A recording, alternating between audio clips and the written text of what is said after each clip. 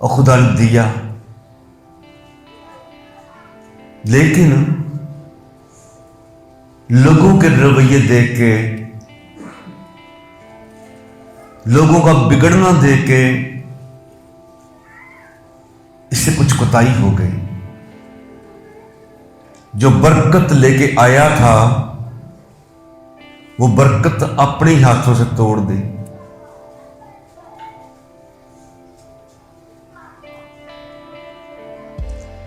खुदावन ने तुझसे नहीं बोला था?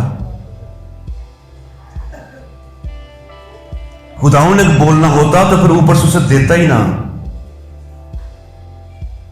खुदावन जब उससे बोलता है कि देख मूसा, वो मेरे लोग नहीं है, वो तेरे लोग हैं,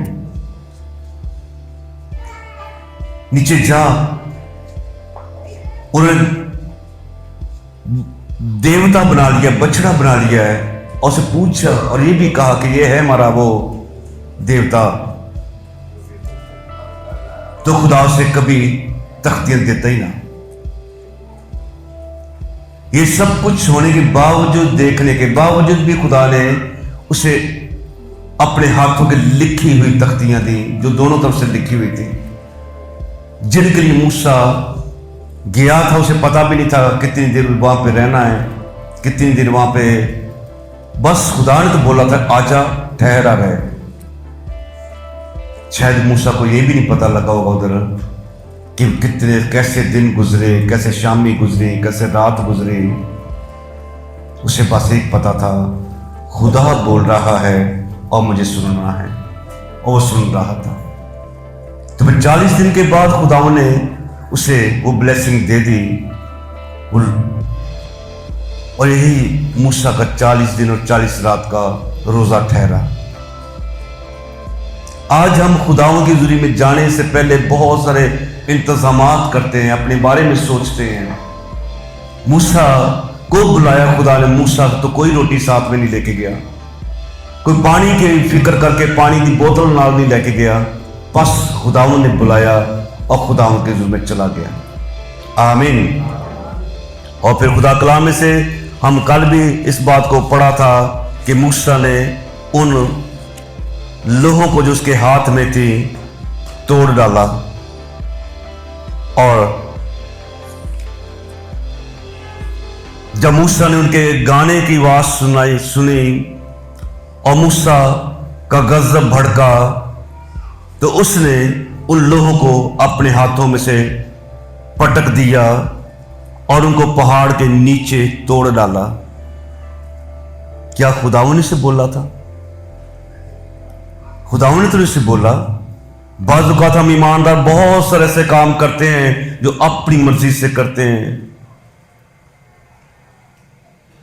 बाज़ औक़ात हमारे घरों के अंदर भी कुछ प्रॉब्लम आ जाती है, बंदा बुढ़ी ना लड़ पैंदा है, बच्चियां तो नाराज हो जाते ने, दुआ ही नहीं करनी रात को भी। तेरी नाराजगी तेरे घर वाले ना हो सकती, तो खुदा ने तो नहीं बोलिया कि तू दुआ ना कर। होंदा इंच बंदा गुस्से ना पड़िया, बुढ़ी गुस्से ना पड़ी, इंची है ना। तो मूसा इस बात को फिर बड़ा, जाहिर बात है, परेशान भी होता है। हारून से कहता है कि हारून तूने ये क्यों किया, उनको ऐसे बड़े गुनाह में फंसा दिया। हारून आगे से कहता कि मेरा तो कोई कसूर नहीं है, इन्होंने मुझे कहा था, मैंने बना दिया। तब बाइबल मुकद्दस में लिखा गया है, खरूज की किताब उसका 32वें बाब और उसकी 30वीं आयत में, तो जीजो खुदा बरकत देता है, उस बरकत को दोबारा लेने के, अगर हम बरकत को ज़ाया करेंगे तो दोबारा बरकत लेने के लिए हमें कुछ करना भी पड़ेगा। मत सोचा जाए कि खुदा की बरकत, देती हुई बरकत को मैं ज़ाया करांगा तो फिर दोबारा मांगो तुमको दिया जाएगा, ढूंढोगे तो पाओगे, तो खुदा फिर मनु दे देगा। नो, खुदा कुछ करके करता हुआ फिर देखना चाहेगा।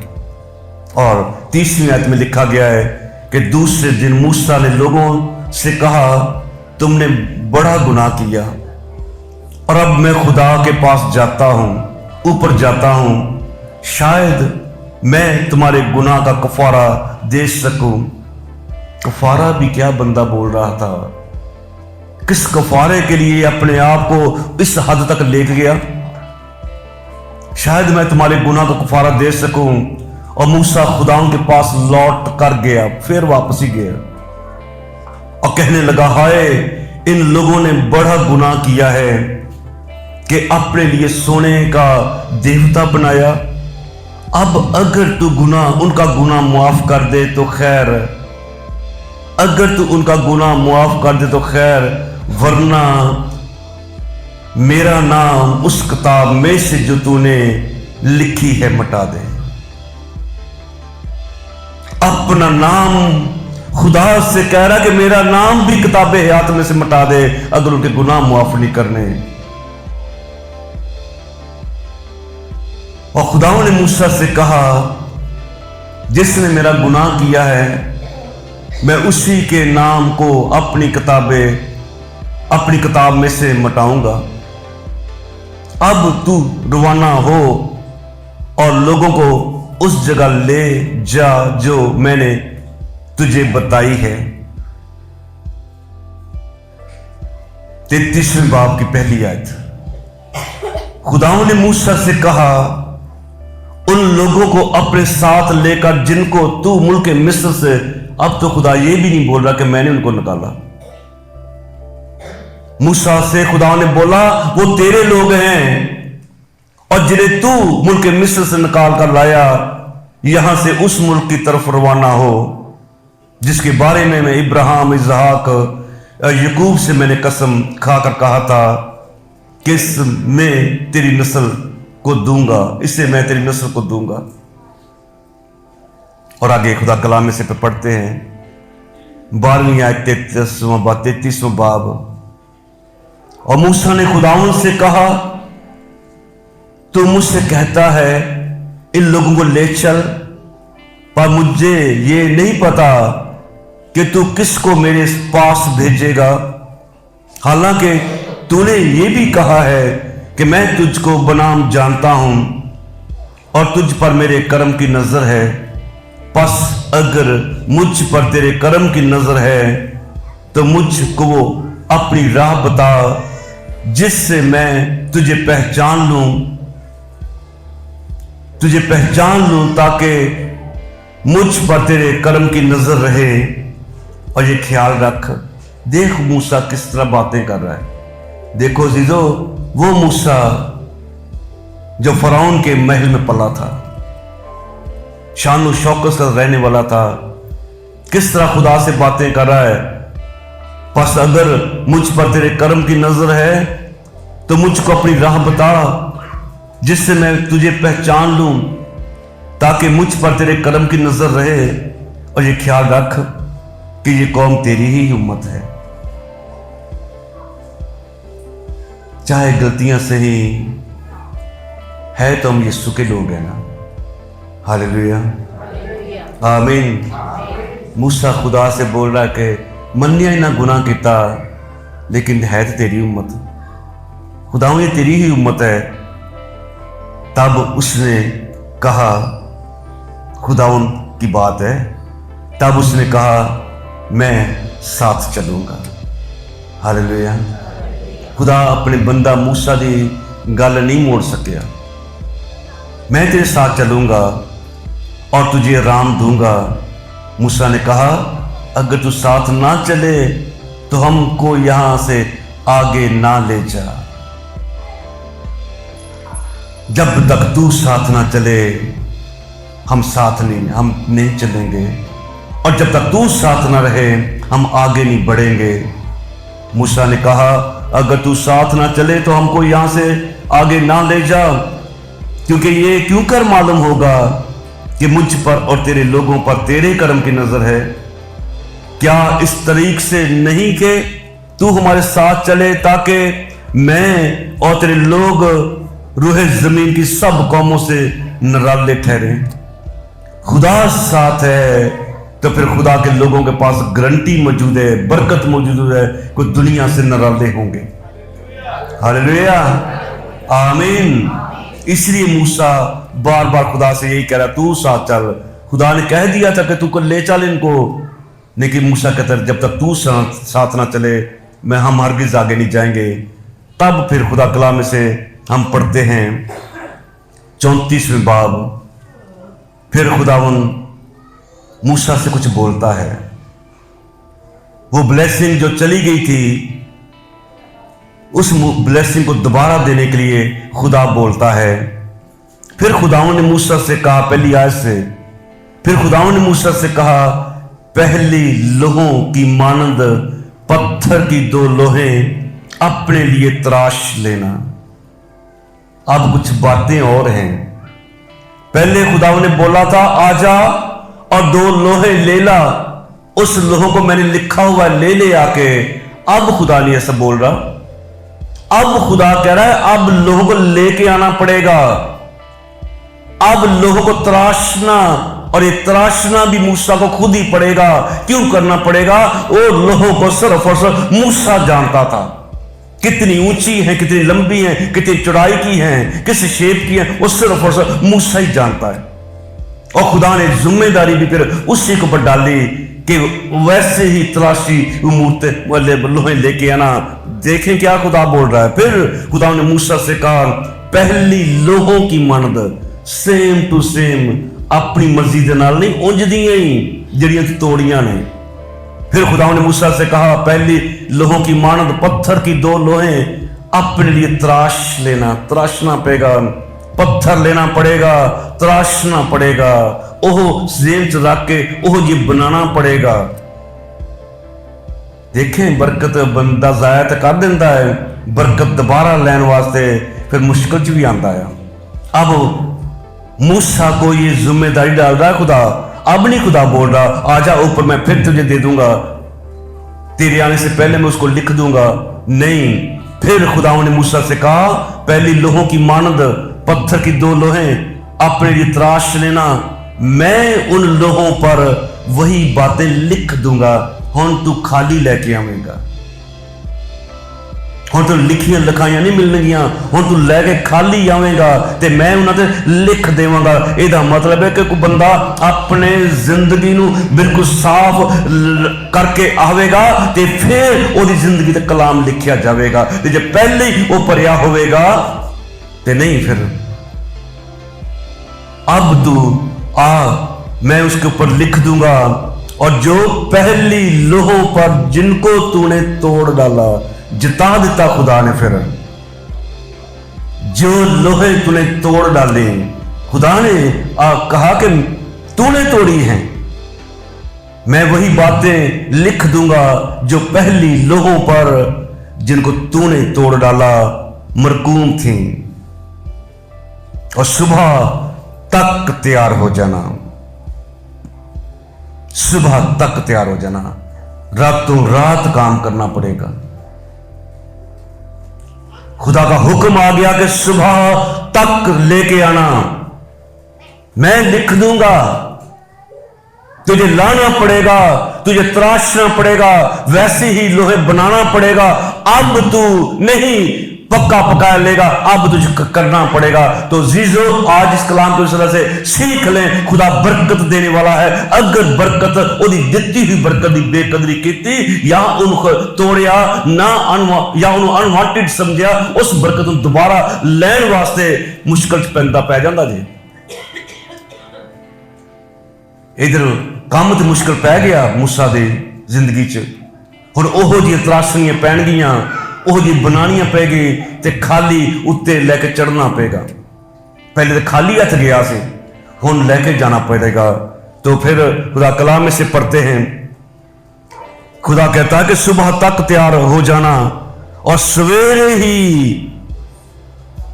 कोई सीना पे आकर वहां पर पहाड़ की चोटी पर मेरे सामने हाजिर होना। हुक्म है। अब पहले जैसी लैंग्वेज नहीं है, अब लैंग्वेज फर्क है खुदा की। खड़े हो जाना, रातों तो सुबह तक तैयार हो जाना, सवेरे ही कोहे सीने पे आकर वहां की पहाड़ की चोटी पर मेरे सामने हाजिर होना। पर तेरे साथ कोई और आदमी ना आए, और ना पहाड़ के पर कहीं कोई दूसरा शख्स दिखाई दे। यह है खुदा के कलाम का हुक्म। और चौथी आयत में लिखा गया है, और मूसा ने पहली लोहों की मानद, यहां पे मूसा दुआ कर सकता था लेकिन नहीं की। उसे पता था खुदा का हुक्म ऐसा आ गया है।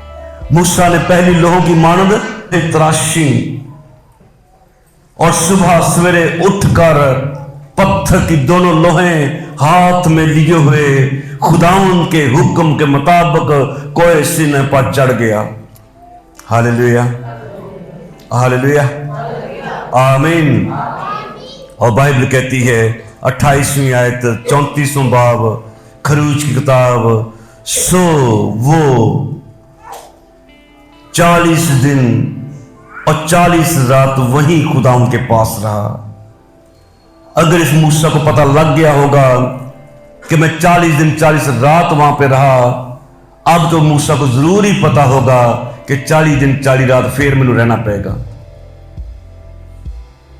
पहला रोजा तो रख के नहीं गया था, इधर तो इसका पता लग गया कि अब तो मुझे रोजे की हालत में रहना पड़ेगा, अब मुझे उतना ही टाइम वहां पर गुजारना पड़ेगा। अब तो मूसा को सारा पता है। और मूसा तैयार हुआ वहां पे जाने के लिए। सो वो 40 दिन और 40 रात वहीं खुदा उनके पास रहा। आगे लिखा, ना रोटी खाई ना पानी पिया। उसने उन लोगों पर जो उस अहद की बातों को यानी 10 अहकाम को लिखा। और जब मूसा शहादत की दोनों लोहें अपने हाथ में लिए हुए कोई सीना से उतर आता था, तो पहाड़ के नीचे उतरते वक्त उसे खबर ना थी कि खुदावन के साथ बातें करने की वजह से उसका चेहरा चमक रहा है। हालेलुया। तो खुदा दी हुजूरी च आन दे नाल बंदे दी जिंदगी च तब्दीली आंदी है।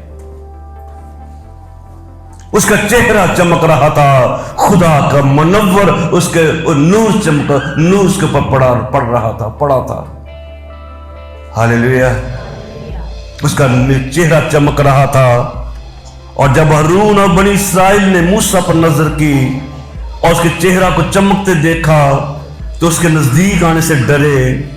तब मूसा ने उनको बुलाया। हारून ने जमात के सब सरदार उसके पास लौट आए और मूसा उनसे बातें करने लगा। और बाद में सब बनी इस्राएल नजदीक आए और उसने वो सब अहकाम जो खुदावंद ने कोई सिना पर बातें करते वक्त उसे दिए थे उनको बताए। आमीन, आमीन। तो ये है जीजो आपके सारे कहानी। और ये कहानी नहीं है, ये रूहे जमीन के ऊपर ऐसा वाकया हुआ था। जो कुछ लिखा है वो हकीकत है। मूसा पहाड़ पर गया था, 40 दिन 40 रात वहां पे रहा था। गलती हो गई, खुदा फिर उसे बरकत देने के लिए तैयार हो गया। हालेलुया। लेकिन उसके बरकत को लेने के लिए मूसा को कुछ फिर करना भी पड़ा। इसलिए खुदावंद की जो बरकतें खुदा ने हमें दे रखी हैं, दुआ करने की, कलाम पढ़ने की, घर में आने की, उसको कायम लिखा है कि उसको थामे रहे। जो कुछ तेरे पास थामे रहे। तो मत सोचें कि ऐसा अगर मैं ना कर सका तो कुछ नहीं होगा। दोबारा बरकत लेने के लिए बहुत कुछ करना पड़ेगा। मेरी बीवी बड़ी खुश होकर गड्डी च बैठी हुंदी सी। मेरी सारी उम्र की कमाई जितनी भी मैं सब अपने दफ्तर में कमाता रहा, गाड़ी का एक्सीडेंट हुआ, चली गई। अब पता नहीं दोबारा गाड़ी में बैठने का मौका मिलता है कि नहीं मिलता। उस वक्त तो शायद सस्ती थी, अब लेना बहुत मुश्किल है। ये तो दुनिया की बात है। खुदा की ब्लेसिंग उससे आला है। हालेलुया। तो आए अपने कदमों पे खड़ा हूं। कौन कौन सी बरकतें खुदा ने में दी हमको।